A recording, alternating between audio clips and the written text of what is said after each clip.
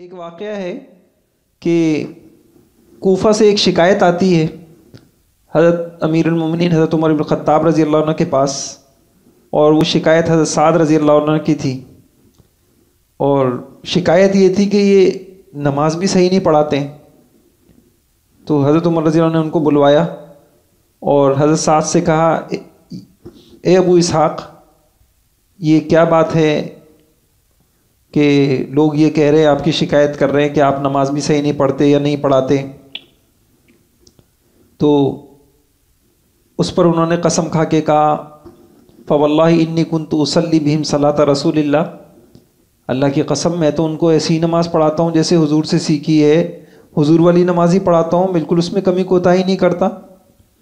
اور اس نماز کی پوری انہوں نے تفصیل بتا دی۔ تو اس پر حضرت امیر المومنین حضرت عمر بن الخطاب رضی اللہ عنہ نے فرمایا کہ ذاک الظن بک یا ابا اسحاق، اے ابو اسحاق، یہ حضرت سعد کی کنیت تھی، میرا تمہارے بارے میں یہی خیال تھا، یعنی یہ تو تحقیقات تو میں نے کی لیکن میرا خیال یہی تھا کہ شکایت غلط ہوگی اور تم ایسا نہیں کرتے ہوگے۔ لیکن اس کے باوجود بھی چونکہ ایک شکایت آئی تھی تو حضرت عمر رضی اللہ تعالیٰ عنہ نے ایک یا چند آدمیوں کو کوفہ بھیجوایا، اور ساتھ میں حضرت سعد رضی اللہ عنہ کو بھی بھیج دیا، اور ان کو یہ ہدایات دی کہ کوفہ میں جاؤ اور تحقیقات کرو، لوگوں سے پوچھو کہ آیا یہ شکایت درست ہیں یا غلط ہیں۔ وہ ان کو لے کے کوفہ پہنچ گئے۔ تو کوفہ میں وہ یوں آتا ہے کہ فلم یدع مسجدا الا سأل عنہ، ایک ایک مسجد جاتے اور مسجد میں جا کر جو ہے وہاں نمازیوں سے پوچھتے، تو سب نے ان کی تعریف کی، یہاں تک کہ بنی عبس کی ایک مسجد تھی، وہاں پہ بھی اسی طریقے سے گئے تحقیقات کے لیے۔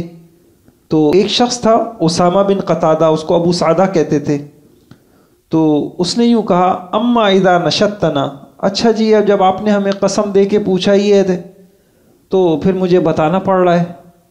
تو تین باتیں ہیں، ایک بات یہ ہے کہ لا یسیر بالسریہ، ہاں جی یہ غزوے میں نہیں جاتے، جہاد میں نہیں جاتے، دوسروں کو تو بھیجتے ہیں خود نہیں جاتے، پیچھے رہ جاتے ہیں، یہ ایک ان کی غلطی ہے۔ ولا یقسم بالسویہ، اور دوسری غلطی یہ ہے کہ جو تقسیم کرتے ہیں مال کو تو وہ تقسیم ان کی صحیح نہیں ہے، فلاں کو دیا، ترجیحات ہوتی ہیں ان کی، فلاں کو دیا فلاں کو نہیں دیا۔ اور ولا یعدل فی القضیہ، اور یہ ان کے جو فیصلے ہیں وہ انصاف کے نہیں ہیں، ناانصافی کرتے ہیں۔ یہ تین بڑی شکایتیں اس نے کہیں۔ حضرت سعد بھی کھڑے تھے، انہوں نے بھی سنی۔ تو حضرت سعد رضی اللہ عنہ نے کہا، اما واللہ لأدعون بثلاث، اس نے تین الزام جھوٹے مجھ پہ لگائے، میں بھی اس کو تین بددعائیں دیتا ہوں۔ اس پر انہوں نے پہلی بددعا دی، اللہم ان کان عبدک ھذا کاذبا قام ریان وسمعۃ، اے اللہ اگر یہ تیرا بندہ جھوٹا ہے اور اس نے یہ صرف شہرت کے لیے، اور بس اوقات ایسا ہوتا ہے کہ ایک مشہور شخصیتوں پہ اعتراض کر کے کوئی آدمی مشہور ہونا چاہتا ہے، اس نے مجھ پر یہ اعتراض اس لیے کیے ہیں تاکہ اس کی شہرت ہو جائے، تو اے اللہ فاطل عمرہ، اس کو لمبی زندگی دے دے، واطل فقرہ، اور اس کو فقیر بنا دے، یعنی مال کی محتاجی بہت ہو جائے اور زندگی لمبی ہو، اور وعرضہ للفتن، اور اس کو فتنوں میں مبتلا کر دے۔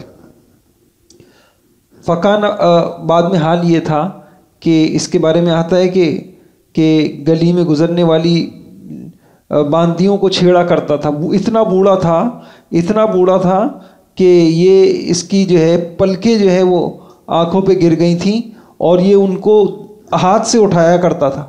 اور پھر بھی اس عمر کے اندر بھی، اس بڑھاپے کے اندر بھی اور اس عمر کے اندر بھی وہ جو ہے وہ فتنے میں مبتلا تھا، اور لڑکیوں کو چھیڑتا، باندیوں کو چھیڑتا۔ تو کوئی اس کو آڑ دلاتا کہ بڑے میاں عمر دیکھو، اپنی حرکتیں دیکھو، تو اس پہ اعتراف کرتا کہ مجھے حضرت سعد کی بد دعا لگ گئی۔ حضرت سعد کو حضور نے کہا تھا کہ اللہ تعالیٰ تمہاری دعائیں قبول کرے، یہ دعا ان کو دی تھی۔ یہاں علماء اس واقعے سے کئی سبق ہمیں ملتے ہیں۔ ایک سبق تو ہمیں یہ ملا کہ سنی سنائی بات پر انسان کو اعتماد نہیں کرنا چاہیے۔ حضرت عمر رضی اللہ عنہ کو شکایت آئی تو آپ نے باقاعدہ تحقیقات کی، اور خود شکایت کا جو ہے صرف اس شکایت کو نہیں سنا۔ دوسری بات اس واقعے میں ہمیں یہ بھی پتہ چلی کہ انسان جو ہے، انسان جب کسی پہ جھوٹا الزام لگاتا ہے، تہمت لگاتا ہے، اور کسی پہ الزام لگاتا ہے تو اس کو اللہ سے ڈرنا چاہیے، مظلوم کی بد دعا سے بچنا چاہیے. کسی کی عزت آبرو پر حملہ کیا، کسی کو ذلیل کیا، کسی کی غیبت کی، تو ایسا نہ ہو کہ اس کی بد دعا لگ جائے. اور تیسری بات یہ بھی پتہ چلی کہ لوگوں کے رویے ہوتے ہیں، لوگ اذیتیں دیتے ہیں، پریشان کرتے ہیں. انسان کا معاملہ اگر اپنے اللہ سے اچھا ہو اور اللہ سے تعلق ہو تو اللہ کی مدد اور نصرت اس کے ساتھ ہوتی ہے. جیسے حضرت سعد رضی اللہ عنہ کے ساتھ اللہ کی مدد اور نصرت تھی، ان کو اذیت دینے والے کا جو ہے برا انجام ہوا، برا حشر ہوا. تو انسان کو کسی مسلمان کو اذیت دیتے ہوئے یا کسی کی پر ظلم کرتے ہوئے ڈرنا چاہیے، برے انجام سے ڈرنا چاہیے. اللہ تعالی ہم سب کو عمل کی توفیق عطا فرمائے.